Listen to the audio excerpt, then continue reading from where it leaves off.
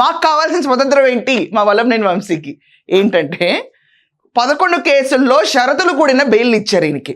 అంటే నాన్న నువ్వు రా, రోజు ఒకసారి వచ్చి కనపడెళ్ళు, స్టేషన్లో సంతకం పెట్టు, ఒకసారి మళ్ళీ రావాలి, వారానికి 11 కేసుల్లో ఎన్ని షరతులు ఉన్నాయో ఆ సంతకాలు పెట్టడానికి సాక్షి టీవీలోనే ఆయన అప్డేట్స్ వస్తాయి, ఇంకెక్కడ రావు. సో నేను దానిపైన డిపెండ్ అయ్యాను. ప్రతిరోజు ఒక వీడియో ఉంటుంది, ప్రతిరోజు ఒక స్టేషన్ దగ్గర కనిపిస్తూనే ఉంటాడు.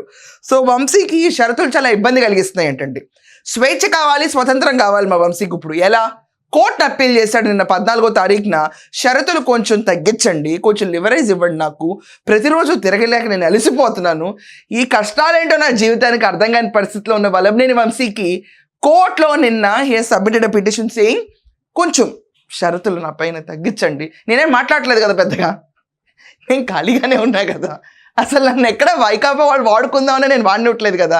ఆఖరికి అంబటి గారు చెప్పిన వర్డ్ ఉంది చూడండి, లోకేష్ గారి పరువు వల్లభనేని వంశీ తగ్గిస్తాడని బాధ్యత తీసుకుంటాను, అది కూడా నేను తీసుకోవట్లేదు కదా, కామ్గా ఉంటున్నాను కదా అన్నట్టు సిన్సియర్గా కోర్టుకి అప్పీల్ చేశాడు.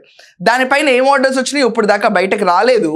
కానీ అది 14వ తారీఖు అవటం, ఈరోజు ఇండిపెండెన్స్ డే అవటం, దాని రకంగా వీ కుడ్ ఎస్టాబ్లిష్ ఈయన స్వతంత్రం కోసం పోరాడుతున్న ఇంకో యోధుడు. ఎవరి స్వతంత్రం? తన స్వతంత్రం కోసమే.